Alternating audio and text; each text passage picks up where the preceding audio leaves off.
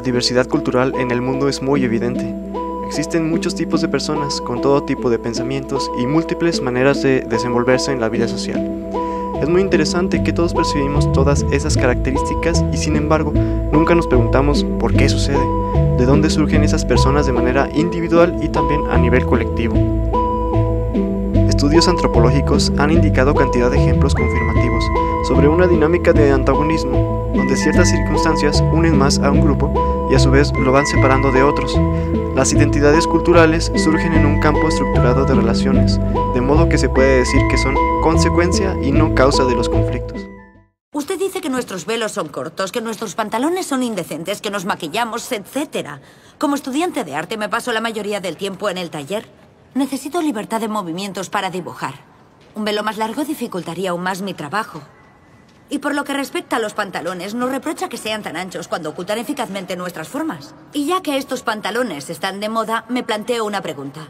¿La religión defiende nuestra integridad física o simplemente se opone a la moda? Usted no deja de hacernos observaciones, pero los hermanos aquí presentes llevan peinados y ropas de todas clases. A veces se ponen prendas tan ajustadas que se les ve la ropa interior.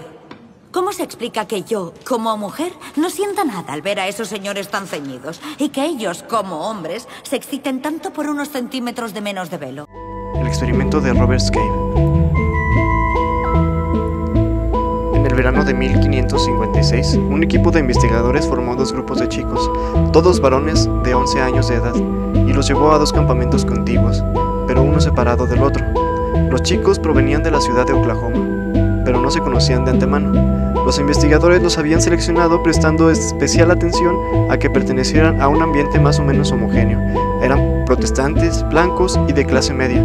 El propósito de la investigación consistía en estudiar la formación de grupos de inclusión y de exclusión, determinar de qué manera se desarrollaba la tensión entre ellos y de qué manera sería posible aliviarla.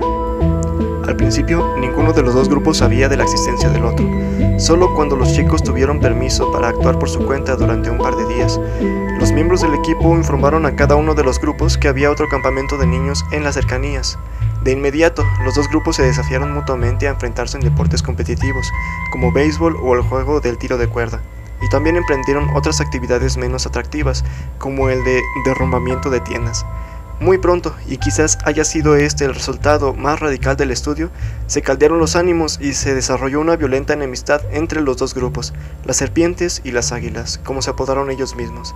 Las banderas no solo se capturaban, sino que también se quemaban.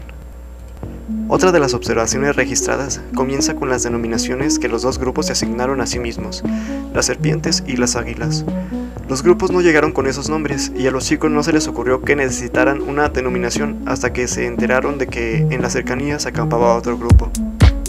Durante una conversación que tuvo lugar después de un partido de béisbol que habían ganado las águilas, los miembros del grupo triunfante atribuyeron su victoria a una plegaria grupal que habían llevado a cabo antes del juego. Pero luego de deliberar un poco más, las águilas llegaron a la conclusión de que la respectiva derrota de las serpientes, a su vez, se había debido en gran parte a la propensión que tenían los miembros de ese grupo a decir palabrotas. Para las serpientes, las águilas eran mariquitas, cobardes, bebitos, y para las águilas, las serpientes eran una pandilla de mal hablados y vagabundos. A menudo interpretamos que son las diferencias culturales las que dan origen a las identidades colectivas. Sin embargo, lo que ocurrió en Robert Scave sugiere que podríamos sacar la conclusión inversa. Tal como sostiene el antropólogo francés Jean-Lob Amsel, las identidades culturales surgen en primer lugar de un campo estructurado de relaciones, lo que equivale a decir que en una primera instancia pueden contemplarse como consecuencia y no como causa de los conflictos. Partiendo de este estudio, los campos estructurados de las relaciones son las que en primera instancia generan las identidades culturales, y los conflictos no son causa de estas identidades, sino más bien una consecuencia. Analizando ya una problemática cultural y social en concreto, podríamos concluir que primero se genera el racismo para favorecer las identidades culturales. En Latinoamérica podríamos hablar de racismo en forma de blanquitud, y la blanquitud se hace muy presente en un sector de la población que actualmente se le conoce como whitexicans. Paula, adivinanza. A ver, dime. A ver, ¿por qué un pobre no compra un iPhone? A ver, amor, ¿por qué será? Pues ni siquiera para el bus tienen, menos van a tener para un iPhone. Y menos el último como el de nosotros. Ay, lloren. Este sentimiento de superioridad surge con las similitudes que se encuentran con el sector de la población que parece tener más el poder sobre el mundo. Y el poder en el mundo está distribuido de manera capitalista, es decir, las personas con más dinero son las que tienen más poder. Además de esto, están los cánones de belleza impuestos desde hace ya mucho tiempo. Por supuesto también a nivel capitalista, pues son las grandes marcas las que ponen en grandes letreros a mujeres muy esbeltas y a hombres corpulentos.